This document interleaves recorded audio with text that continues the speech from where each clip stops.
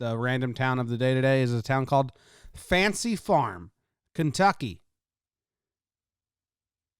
Fancy Farm, Kentucky. We had Horse Heaven yesterday. Now we got Fancy Farm. Do you think anyone has ever moved from Fancy Farm, Kentucky to Horse Heaven, Oregon?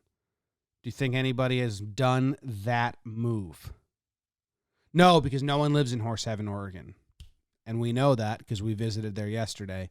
So, but we also know from yesterday that there's a Horse Heaven, Washington. So do you think anyone's ever moved from Kentucky to Washington, Fancy Farm, to Horse Heaven, Washington? I don't know. If you have, reach out. It's an unincorporated community, Fancy Farm, Kentucky. It was settled by the Roman Catholics in 1829. So you know there's a lot of good stuff going on there. Sarcasm, I grew up Roman Catholic, and there's a lot of bad stuff going on in that whole shebang. It's still known for being a strong Catholic area. The town was named after the post office opened by a man applying to be the postmaster. What? Was the guy's name Fancy Farm? Why does that make sense? That didn't really add up for me. I'm gonna dive into the Wikipedia and check this out. Because they named it after a guy who was trying to open the post office. The colorful name was apparently chosen when the post office opened by a man who was applying to be the postmaster. Oh, so he just made it up. Let's see. It's reference number 4, archived from 2007, fancyfarm.net. We are in the past. We are on fancyfarm.net from 2007 in the archives of the World Wide Web. People often ask, how did the place get the name Fancy Farm? It seems that somewhere about the year 1845, the residents of this western section of Graves County petitioned. Hold on, I can put this on screen if anyone wants to attempt to follow along. We're reading the old text of a website from 2007, which is the year I graduated high school, which is kind of wild that it looks like an old relic. Okay, people often ask, how did the place get the name Fancy Farm? It seems that somewhere about the year 1845, the residents of this western section of Graves County petitioned for the establishment of a post office in the neighborhood. An inspector was sent here to investigate the matter and report on the same. Whilst here, he was the guest of Mr. John Peebles, an applicant for the position of postmaster. Okay, so Mr. John Peebles. His desire to hold a federal office was nothing so very remarkable as thousands of Kentuckians can readily understand from personal experience. But there was something remarkable about Mr. Peebles. He was noted for taking an honest pride in the appearance of his home and farm, and employed every means the then existing conditions permitted to enhance the beauty and attractiveness of his property. So he's a fancy farm guy. Whilst being the guest of Mr. Peebles, the post office inspector was requested read better, Jimmy. Read so much better. Was requested to suggest an appropriate name for the new office. In a compliment to Mr. Peebles, as an agriculturist, the proposed Fancy Farm as a most suitable name. So the promising infant was christened and has never since retained the name it so well deserved in its incipient existence. Though some envious minds might hazard the intimation that in its adolescence it has failed to contribute aught to enhance its claim to pulchritude. Okay. What? Who wrote? What are you saying? What a terrible article. And yeah, I messed up some easy words, so some of it's on me. But what is... So the promising infant was christened and has ever since retained the name it so well deserved in its incipient existence. Though some envious minds might hazard the intimation that in its adolescence it has failed to contribute aught to enhance its claim to pulchritude. I mean, obviously we know what they're saying. Yeah, the town may have deserved the name in its infancy when it was a young town, but as it's grown up and blossomed, it has not held on to the fancy farm name, and it's not giving its best effort to be like, we get it. We get it. But you didn't have to write it in such a fucking annoying way. Well, this is the 2007 version of this article. Because hopefully they rewrote it. Or 2010. Well, anyway, here's Fancy Farm. It's in Kentucky. It's in the part of Kentucky, like southwest, that's really close to Missouri, Illinois, and Indiana. And Tennessee and Arkansas. If you live in Fancy Farm, okay, here's Fancy Farm, St. Jerome's Catholic Church, and they are famous for the biggest single-day picnic in the history of picnics, so we'll get to that. But I'm kind of, there's like 5 roads in town. Okay. We've got stuff. We've got a high heel over here. You guys see this? Looks like they etched. Can we spin maps? Well, everyone tilt your head because it's the opposite of Italy. It's kicking the opposite way. It looks like a high heel in this person's farm. I don't know what that's all about. That's forest, though. It looks like for whatever reason, they didn't cut all the trees. Because all these trees go into this shape. We got any Kentucky farmers? Why is this stiletto of forest in the middle of this groomed farmland? Someone let me know. We got a stiletto forest in the middle of a groomed land.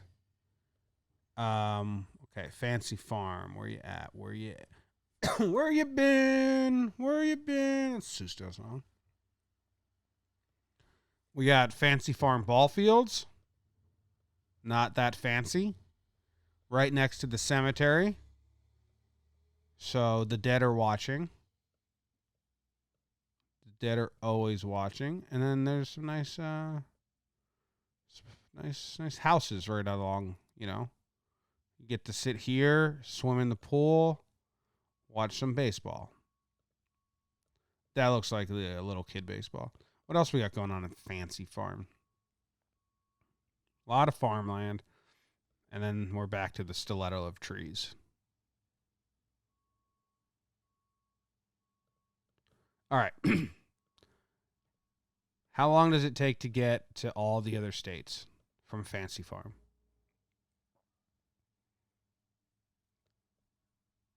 So let's go Fancy Farm to... How do you just drop directions? I want to go to Evansville. Okay. I think we've done it.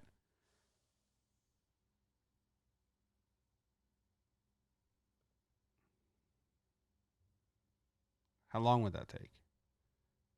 Choose. What? What's happening? What did I do? Where's Fancy Farm? Fuck, we're just going to go from here. All right, it's 50 minutes from the Fancy Farm area from Kentucky into Indiana. I mean, it's got to be, if you want to go to Illinois, it's another hour that way.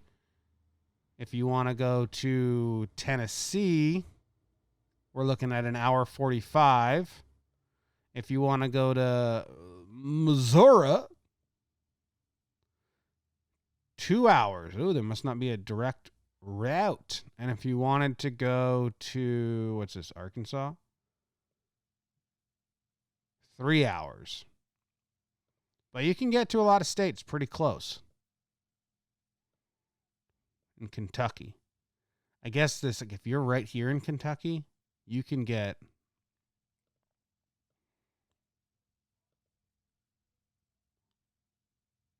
where's the place in the country where you can get to the most amount of states within an hour? Because I'm guessing this area of Kentucky gives everyone a run for their money.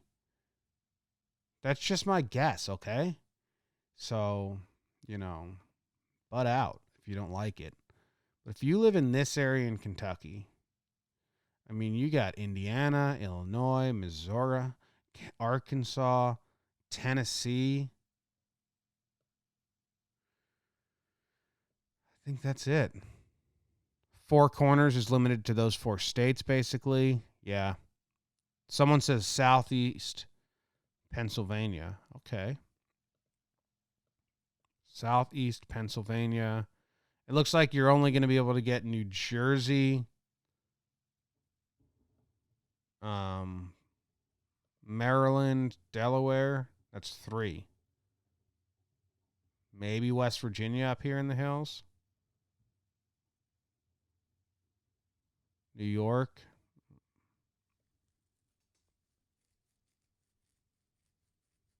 Jason says that I have the cursor right where he's at. How about that? All right, so this Fancy Farm Kentucky place. Well, here's some drone footage. We'll speed through this.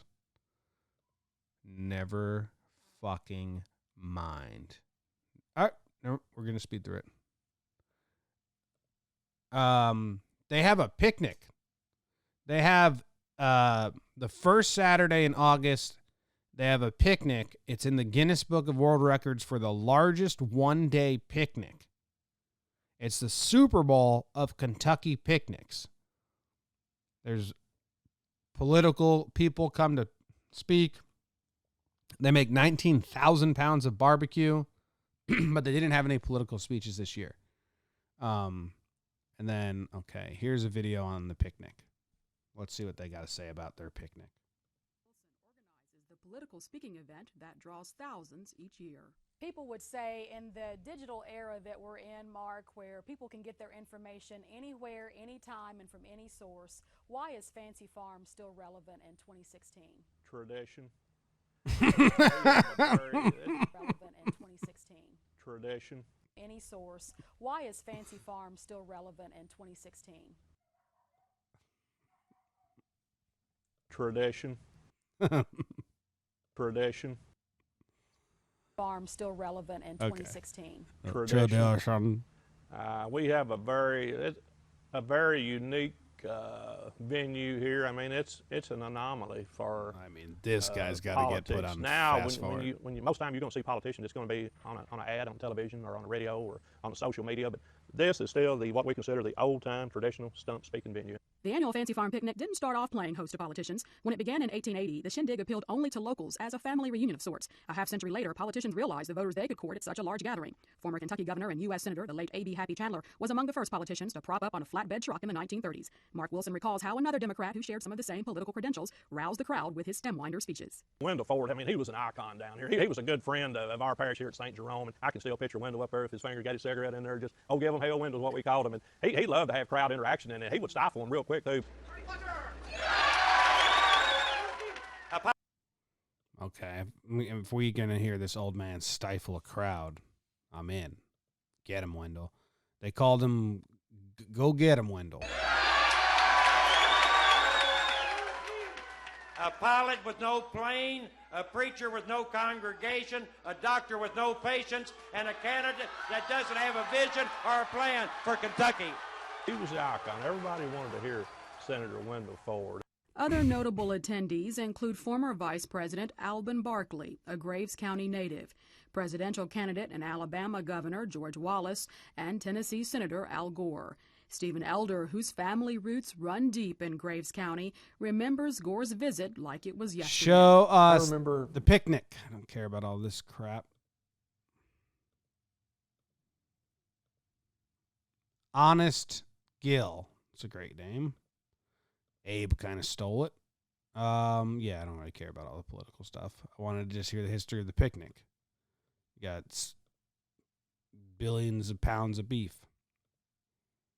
Oh, man, that's sweaty. Look how sweaty they are in this picture. I don't know if that's, I mean, that's just really sweaty.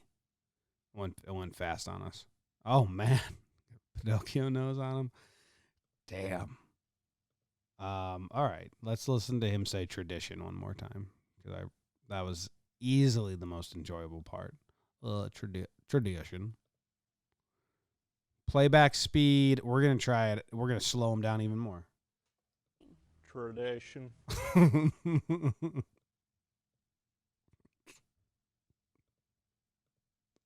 Farm still relevant in 2016. Tradition. Tradition.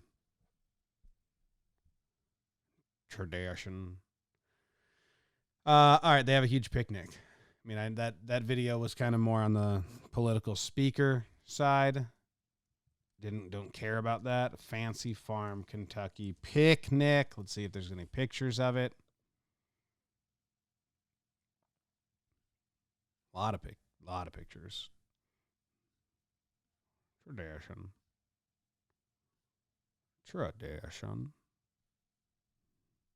Barbaric. I guess it's not hooked up. Barbaric. Let that word resound. Barbaric. Let that word resound. Tradition. I don't know what's next. What are we supposed to do next?